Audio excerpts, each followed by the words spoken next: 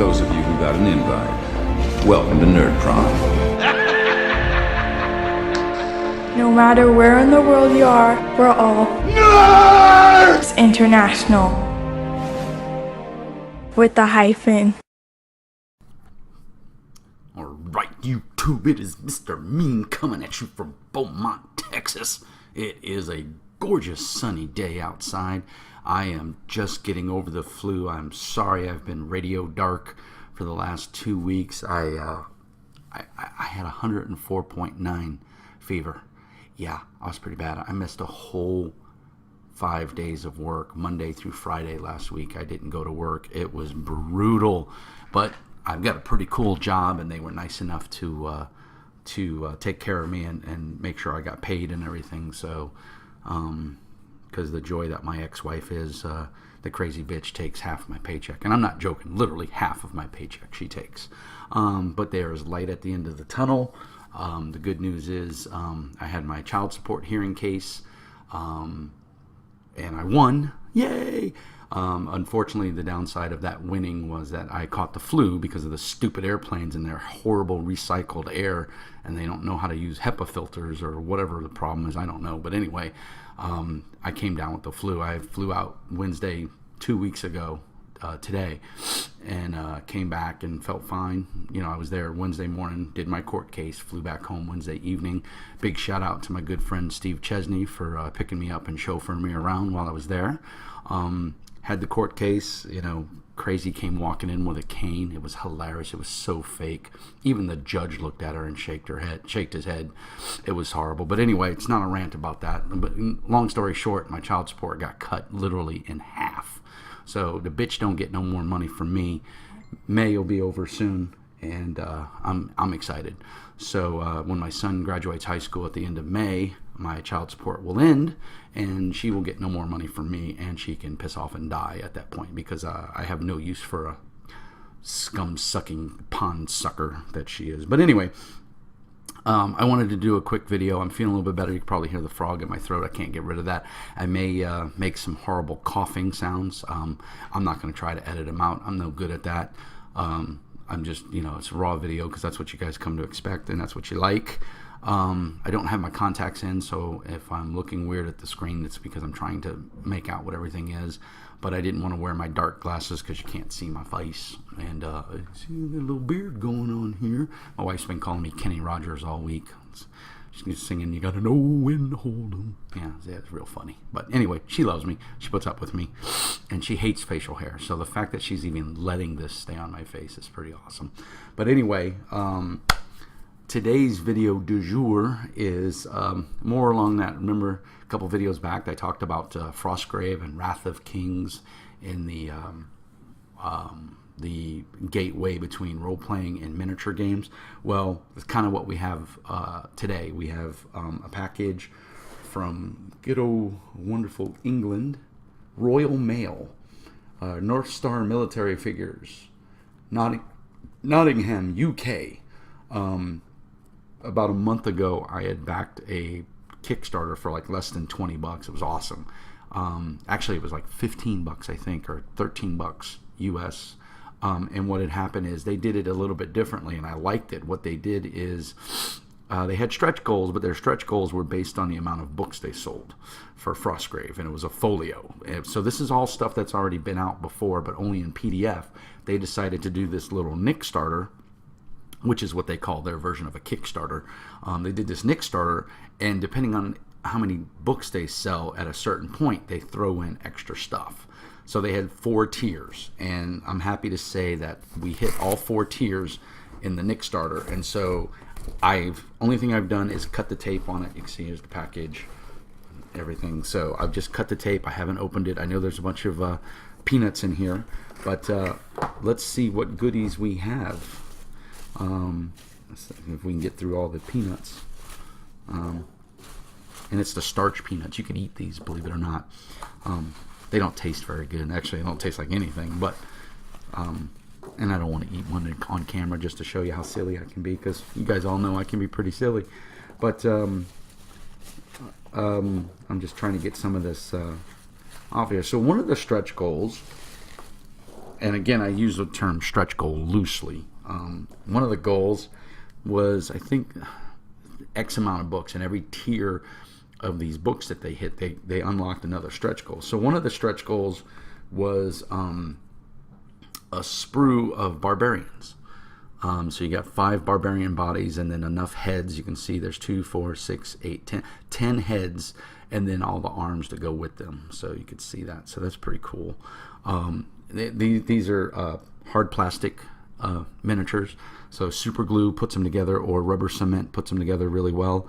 And yeah, so this was one of the rewards. So that's pretty cool because I didn't have the barbarian set. I have more than enough miniatures for my Frostband Warband, but I might want to make a new Warband, and so here's 5 of them ready to go. So that's pretty cool. Then the other thing you got was the Wizard and Apprentice. And I don't remember which one these are, but the cool part was with the barbarian plastic bodies, there's a head in here. I'm not quite sure how well it's going to pull up on camera, and it's not, of course, just to make life difficult for me. But anyway, there was a head, like a Roman centurion type head. You can't see it in there, I'm sorry guys. But it was a head and a mace, and you got that as well, and you could make one of the pictures on the book, one of the miniatures on the book. So there's an extra wizard and an apprentice in here, which obviously you can never have too many miniatures. And then I think that was it. I think that was everything for the stretch goal. Yep. But the main thing was the book. Just make sure there's nothing else in here. I don't believe there is. And I've got a little box that I'm keeping all my Frostgrave stuff in. That I went and did a previous video where I show these plastic cases. $9 at your Dollar Tree or Dollar General, and it's great for keeping all your Frostgrave stuff in it. So can't pass it up. But here it is, the Frostgrave Folio. And so yeah, what happens is with the barbarian sprue and the head and this mace, if you can see that there on the video without the glare, you're able to make that actual figure, which in the new Frostgrave rules, one of the things they introduced is captains. So, and they're another step in that role-playing thing that I was talking about, where it's the gap between role-playing and miniature games, because this guy can earn experience and can get upgrades and stuff. So what they did is, this is the Frostgrave Folio, and this was previously, I think, 3 or 4 supplements that were put out in PDF. Hunt for the Golem, Sellsword, that's the one where for captains. Dark Alchemy, that's about potions and stuff. Arcane Locations, and then a whole new adventure, The Ravages of Time, which is a 3-part scenario with a new bestiary, and then a vampire chronomancer and a dying construct. And I don't know anything about it because obviously I just literally opened this. So, but this was stuff that was previously, except for that last part, The Ravages of Time, these were all PDFs, and the only way you could get them is to download them from Osprey via PDF. And so what they did is everybody had screamed and said, "Hey, we'd like another book. If nothing else, do this." And so that's what they did. They converted these PDFs to a book form, and then they put it out, and it was literally, I think it's $18 here, but I think I got it for cheaper. I think when I did the Nickstarter, I want to say it was $15 or $13. I don't remember. But I thought that was pretty darn awesome. It's $18 US and $24 Canadian, or £9.99, I think is the proper terminology there. But the point is that now I have it. So I have everything that's out for Frostgrave right now, because I have Lair of the Lich King, and I also have the I think it's the breeding pits. Actually, I may not have the breeding pits. I'm not sure if I do or I don't. I think I do. I don't know. If I don't, it'll be one I'll have to get, because for the price, they're worth it. And there's good information in here. We had a game a couple of weeks ago, and I took a couple pictures and I posted it on my Google Plus page. My friend, I can't think of his name right now. I'm drawing a total blank, but he's from the Houston area, Frostgrave players. He made the drive down to Beaumont, and we played at Bookstand, and we had a blast. We played all day. Literally, we wound up getting lunch, and we just had a good time. So it was a lot of fun. So I'll try to remember in the link in this video in the show notes to put a link to my previous video for Frostgrave. If you haven't seen that video, because if you don't know what Frostgrave is, do yourself a favor and check it out. You can get the core rule book for like under $20 off of Amazon. Probably even get it at your favorite local game store. And it's that if you're into miniatures, or you think you might be into miniatures and you want to try and you want a cheap alternative, this is a good way to go. And like I said, they do these Nickstarters every so often, and they come out with these little things. And I think their next big release, I don't want to call it Frostgrave 2.0, but it's Frostgrave Archipelago. And it's going to be like pirates, and it's going to be Frostgrave, but it's going to be a different game, and you're going to have different types of characters that you're going to be able to upgrade. So it's a step again in that role-playing direction, but still using miniatures with pirates and pirate themes and things like that, and still having magic and stuff. So just scour the web; you'll find a review of it out there. I think Joseph McCullough actually did a brief video introduction of it, as like a sales presentation, and it was really good. It's real fun. If you've got a friend that you can play with, or I've seen a couple videos where guys are playing by themselves. They just take turns, what this side would do, and the most logical thing, because you can actually use the rules for monsters to play the opposing side. They have to move towards the closest piece of treasure and stuff. So there's rules out there that you can download if you don't have anyone to play with. But if you like modeling and you like working on miniatures, this is a great way to get into it, because the miniatures are pretty top notch. I mean, they're not super intricate, but they're also not super dull. I mean, they've got a lot of flavor. You kind of put them in different poses and set them all up the way you like them, and create a warband, and then you can play. And it's a lot of fun when you get to the end game, when the game is over and you're starting to count up your treasure and everything and your experience, and man, you get that 100 experience points and your wizard goes up a level, and you can increase, how easy it is to cast a spell, because that's the nice part. One of the options you can do is you can spend 100 experience points and you can reduce by numerical value by 1. So like say you cast a spell on a 10, you pump your experience level into it, you now cast it on a 9 or better on a d20. So it's pretty cool in that aspect. And it's a really fun game. I really enjoy it. I don't get to play it nearly as much as I'd like. So if you're ever in the Beaumont area, and hey, drop me a line. Say, hey John, I want to play Frostgrave, and I got enough miniatures we can play. And you don't even have to pay. If you're not a good miniatures painter, or you don't want to be bothered, buy the D&D and Pathfinder pre-painted miniatures. You can go to just about any of your favorite local game stores, or even eBay, and you can buy exactly the miniatures you want. And you can even touch up some of the paint on them if you want, and then slowly make your way into painting miniatures. But you've got pre-painted miniatures. You just label them on the basically the roster, the army roster, what each one is.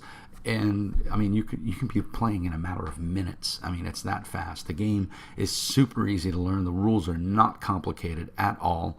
And it's a lot of fun. And of course, with all these different splat books they've come out with, there's different scenarios and everything. In the core rule book, I think there's like 10 adventures, and you roll randomly. You need some monsters and some things like that, but you can proxy other stuff. Or you can just, kill the other guy and try to get as much treasure off the board as you want. So you're always open to the different types of games you can play. And then, of course, there's the layer of the Lich Lord, which is an evil lich, and you're trying to stop him. And there's all the scenarios are based around that. And you can even become a lich at the end of the campaign if you make some right choices and stuff. So it's pretty cool. So again, it's a great gateway into role-playing. If you've only been a miniatures gamer and you kind of want to get that feel of role-playing, this is kind of how it is. When you level up and you get more experience and you're better at casting stuff. There's not too many miniatures games out there that do that. They're very statistically set in their values, and that's all they can do. In this game, your miniatures, your wizard and your apprentice and a captain, if you're using the captain rules, they progress from game to game. And sometimes they're going to get better. Sometimes they might stagnate, or they might get a magical item and that's it. They may not get enough experience to go up, but they may get enough money to buy magical items and things like that. So you can increase your warband and give them stuff. You also run the risk of losing them. They can die and they can miss a game or be obliterated, and you have to start. If your wizard dies, you have to start all over. So any gear you had or anything like that, you lose. So there's risk reward, and it's a lot of fun. And again, like I said, it's that nice gateway into role playing. and or into miniature games, depending on what side of the fence you're coming from. And them doing these Nickstarters, I think, is great because, like I said, again, this was well under $20, and I mean, I got it in a month. I think it was a month, maybe even less. Might have been three and a half weeks. And I got it. This came from England. You could see there was a customs declaration on top of it with no problems, cleared customs. And it's a nice book. It's in great shape. I mean, it's a little softback book. I'll read this tonight before I go to bed. I mean, it's just a real quick, easy read, but it adds new flavor. And I don't have any of these PDFs. I didn't buy any of the PDFs. Not because I knew they were coming out with their own book. I just was like, I haven't even gone through all the adventures in the main book yet, so why do I need to buy PDFs with more adventures? But when I saw they were doing the Kickstarter with the rewards that you could get, I couldn't pass it up. So it was a great little deal. And like I said, I got another wizard and another apprentice, plus I got that head and that mace that I can make that captain off the cover of the book, which is pretty cool. And then they sent me a sprue. So I got 3 bonus items that I didn't pay for. I got a 5 more guys that I can put together, and let's face it, half the fun is putting them together. So that's really cool. And then I got another warcaster and apprentice, and I got a head. So there's 3 levels to the Nickstarter that as they sold X amount of books and they hit that next level, they were going to include the items. So we got everything we wanted in here, which was pretty cool. I mean, this right here is, that's a $15 value right there. And like I said, I got a ton of bits now. I got some extra shields. I got some hand weapons. I got a bow, a crossbow, a spear. I mean, it's pretty cool. And I got, 5 extra heads because I've only got 5 bases. So 5 of the heads are going to be used. The other 5 I can save and use for whatever. So again, super cool stuff. Very flexible. It was a nice way to do it.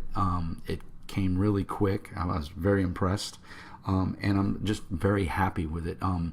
The game plays well. The miniatures are nice. They paint well. They are plastic, so you want to give them a little wash in some hot soapy water and then let them dry. I just let them dry overnight. In fact, I'll probably wash these tonight just so that they'll be washed. They use some mold release, and you can actually kind of feel it if you feel the models. It's a tad bit slimy. And it's whatever they use to, get the molds out of the plastic out of the molds. But it's just injected, plastic, and it just paints up super nice once you clean it, and it looks awesome. I can't wait. There's a Conan head, dude. You can totally make Conan right there. So let me see. Yeah, right there. That's totally the Conan head. So you could make a Conan dude, make him your captain if you wanted. You could do some cool stuff. So I'm really looking forward to it. Like I said, it's super cool stuff. Not like I need more miniatures, but Frostgrave is a super fun game. Comes with all the cool stuff that I showed you. So if you hear about the Nickstarter for the next one, I think they're worth it. It's not a lot. None of the stuff they've done has been super expensive. Some of these Kickstarters, can get up in the hundreds of dollars. You don't even want to know what I spent for Savage Worlds. But, again, these Nickstarters for Frostgrave have been, I think the most I've spent is $25. I mean, so it's just awesome. And it's real bang for your buck. I mean, these metal miniatures will clean up real nice. Let me see if I can pull one out. These will clean up super nice. I mean, that is just, look at the detail on that. The detail on that is amazing. I don't know how well it's going to show up. It's trying to focus, but it's not gonna. It's a good camera. This one's really nice. I'm very happy with this one. It's not gonna focus. It's gonna. Oh well. And then here's the head and the mace. There's the mace. We can get it in the camera. And then there's the Centurion head. That doesn't show up very well, but anyway, I've got them. And that's the cool part is I'm gonna use these. I'm really looking forward to it. So, and I want to start another warband anyway. I've got a necromancer, but he's not very offensive. He's very defensive. I think I have bone dart, and I have leap. I have a couple of spells. Not that it's a review of my warband, but hey, haven't made a video in a while, so let's talk about it. I got these handy dandy spell cards off the internet. They were selling their own spell cards, and they were nice, but they weren't color, and I wanted color. I like the color. It gives a little pop. So I've got Leap. Bone Dart is an offensive. I have Wall. Awesome, useful spell. Strike Dead is really hard. You need an 18 or better to cast this. But if it goes off, the dude dies straight up. It's pretty awesome. Fleet Feet, which is awesome. It gives you an extra +2 movement for the rest of the game. So it's really awesome to cast that on your treasure hunters or your thieves so they can get to the treasure real quick and run off the board. Fast Act, I haven't used this yet, but what it does is it lets you go first. When you cast the spell the next turn, whoever you cast the spell on, no matter who it is, whether it be a wizard, there's a turn order in the game. I don't want to get into the mechanics of the game, but there's a turn order. Normally wizards go and then apprentices and then the rest of your mooks. And what this does, you can cast it like on a thief or whatever that's close to a treasure, and he goes first no matter what. So it's pretty cool. Fog, I haven't got a chance to use that either. It's like Wall, though. It's very similar.